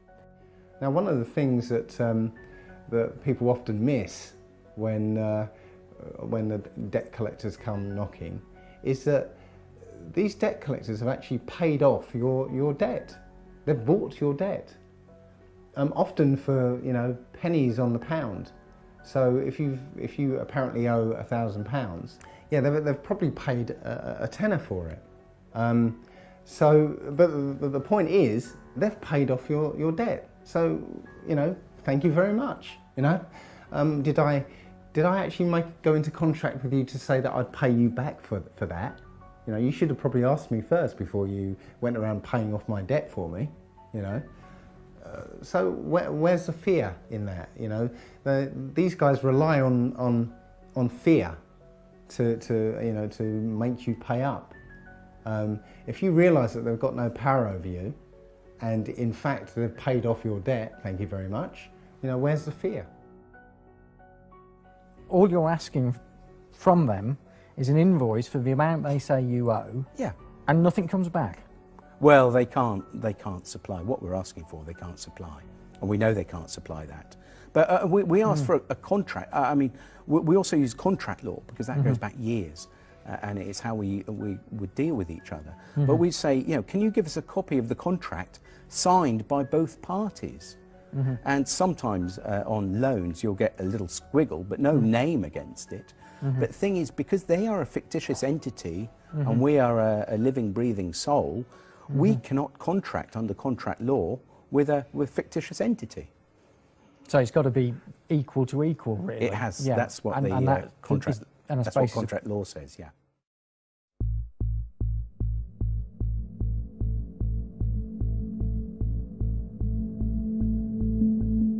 Debt collectors have no rights of entry. If they turn up at your door, they can only negotiate how you will pay, nothing more. If they make threats pertaining to more power than they actually have, then they are breaking the law. Normally sending the 3 letters as described in the previous section, plus an estoppel, is usually enough, and it works in nearly all cases. If an agent of a debt collection company turns up at your door, you do not have to deal with them unless you want to. The best thing to do is to not open the door and wait until they go away. If you open the door, go outside and close the door behind you. Take your phone and film the encounter. Tell them you do not want to deal with anyone at the door or over the phone, only by post. Ask them to leave your property, and if they don't, or make threats, call the police. They will have no warrants, so the police must ask them to leave, as it is a civil case. They have no power, only empty threats. We deal with bailiffs quite differently from how we deal with debt collectors. So if bailiffs suddenly say, oh, we want some money, the first thing we would do is, if they normally contact you by post first. And we would just make a differentiation. We're talking about not court bailiffs, but we're talking about private bailiffs.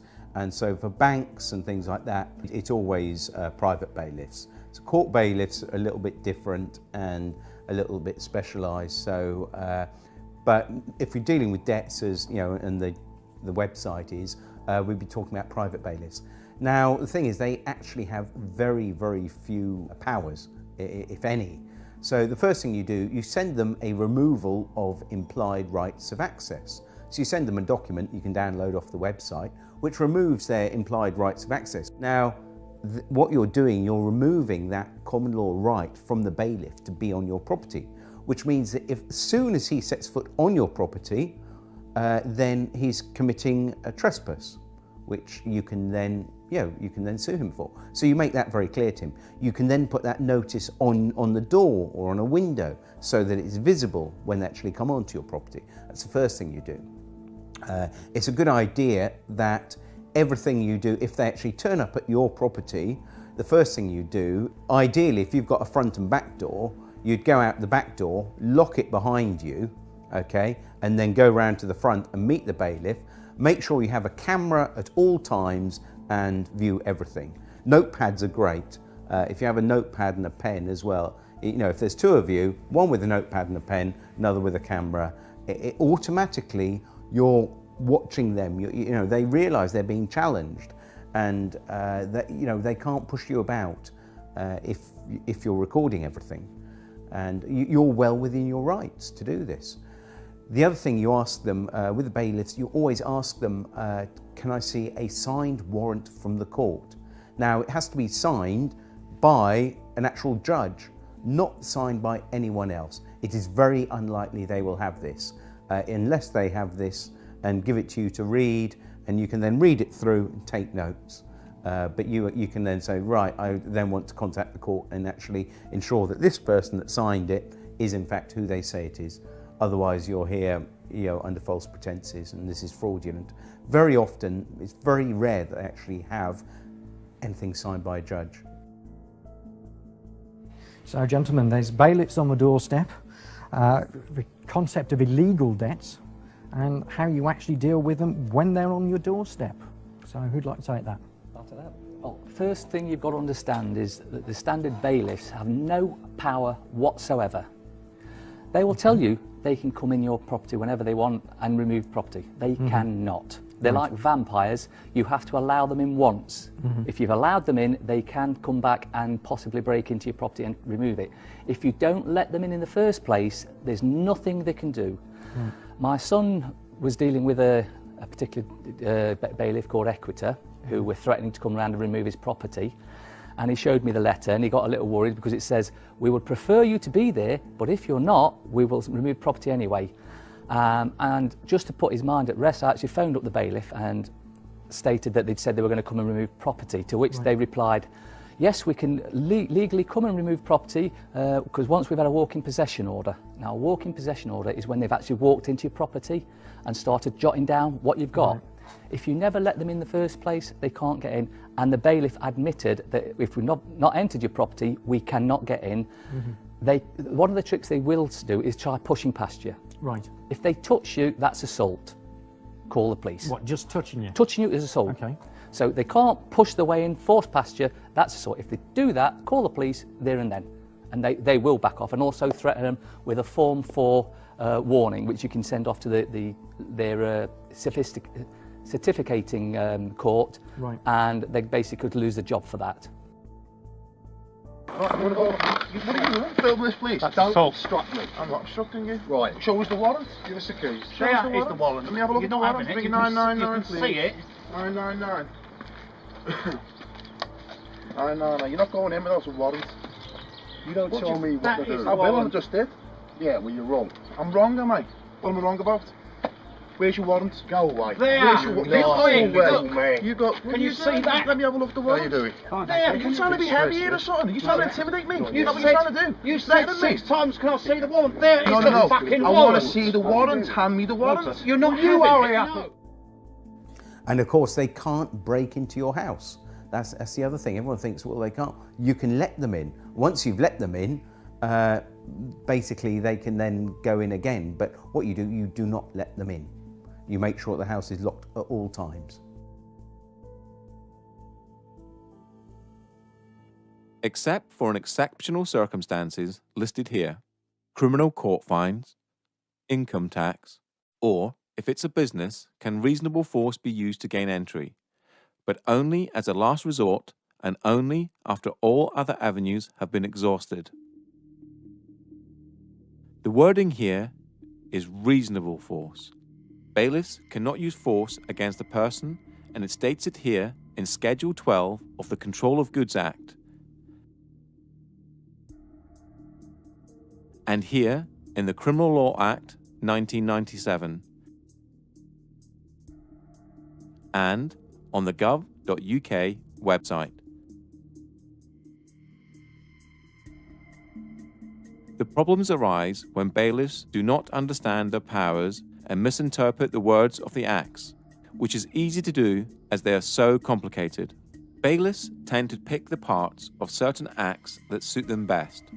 A prime example of this is when the police attend and the bailiff shows them a court warrant, walking possession order, or something of that nature, and then they show this part of Schedule 12 of the Taking Control of Goods Act, where it states it is an offence to obstruct a bailiff. The police will state that they are there to prevent a breach of the peace, and if you obstruct the bailiff, they will arrest you to prevent that breach of the peace. This can be broken down to a tale of the tape to show the position of each person in the situation. You, a living, breathing human being. Human rights are absolute. Only unto the law. You are man or woman, the highest authority. You are trying to protect your property. The bailiff works for a corporation, has a fictional title and is representing a fiction. No rights to use force against a human. Has some sort of court order. The police officer is a public servant. You are the public and the bailiff is not. They are there to prevent a breach of the peace.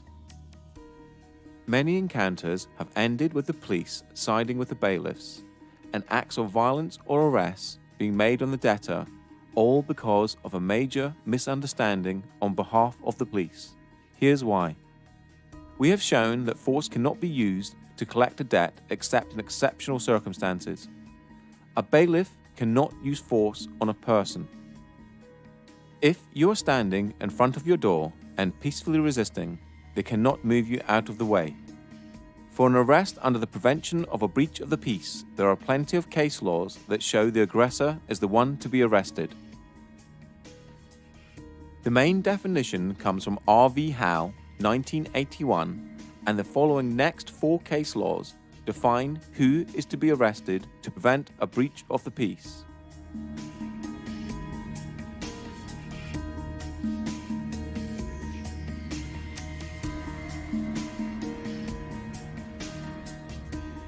You cannot be obstructing a bailiff from his duties, as using force on a human is not his duty.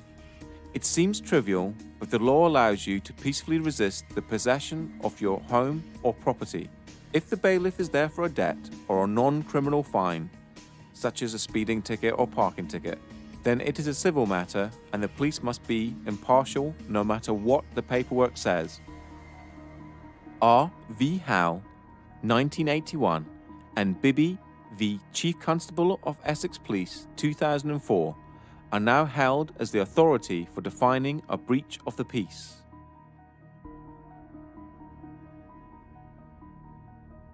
The main one to remember is the threat must come from the person to be arrested. That means if a bailiff tries to touch you or move you out of the way, they are the one to be arrested.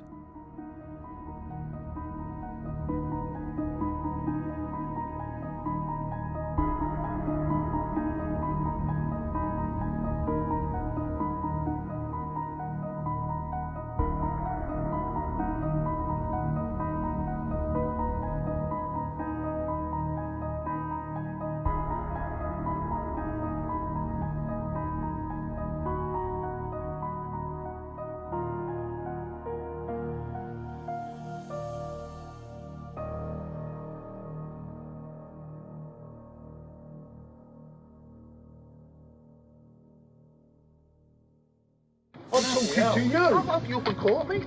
Oh, please do. Oh, I will do. What's your name? Higgs. H-I-G-G-S. First name, Paul. Date of birth, 5/9/55. I'm being intimidated and threatened. Your opinion is worth less than something I might trottle. You! What's the matter with you? How many of you are there? What's it got to do with you? Hello? You're committing trespass and fraud and theft on people. That's what you do for a job, and you should be disgusted with yourself. That's what you do for a job. You're a thief. Can we report a crime, please? These criminals here, please. These criminals are Constable. trespass on our land. And can you please explain that the evidence is not admissible if it's not signed? This is not signed, nothing's been signed, it's inadmissible. And you will be trespassing if you come on this property. You can't force your way into the property. What are you doing? You're breaking the law. No, you're breaking the law. We're filming you. Who are you? We want some ID, please. Some ID. We can have some ID. Why are you trying to force in here? Let's go. That's a warrant of control for the unpaid penalty. And where's the magistrate's signature? Don't need a magistrate. Oh, yes, you do. So you can call the police if you wish. You both have no power here, so you should leave, because we will ring the police. You can do that, but it will be deemed theft. Leave the land. Leave the land. Leave the land. Thank you very much. Leave the land, please. He's got no authority. He's a locksmith. Get him off the land. Thank you very much. You need to read this in relation to this eviction today. They're not allowed to use any force or violence, and that will be laid at Magistrates Court tomorrow for a summons against anybody here who authorises or who issues violence for this eviction. It's simply not allowed. I'm pretty sure of that. I'm pretty sure it's not just a job. Yeah, I'm sure it's vocational. You're doing the right thing. Yeah, you swore an oath to protect us people, not to protect them, to protect us.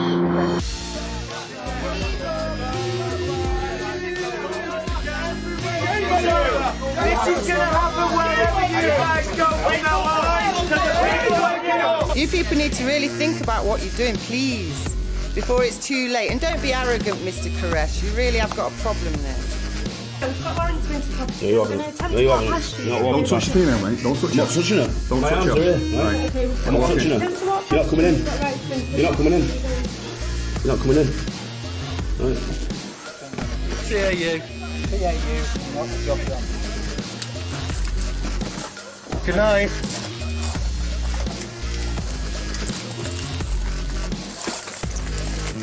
The law, it's a criminal. It's a trespass. Caught by this, is refusing to request a leave. By a sergeant. So I agreed to leave.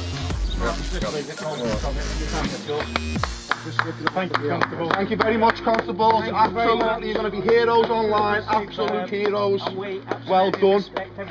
Absolutely amazing work. You've just made history in this country. You've just made history in this country.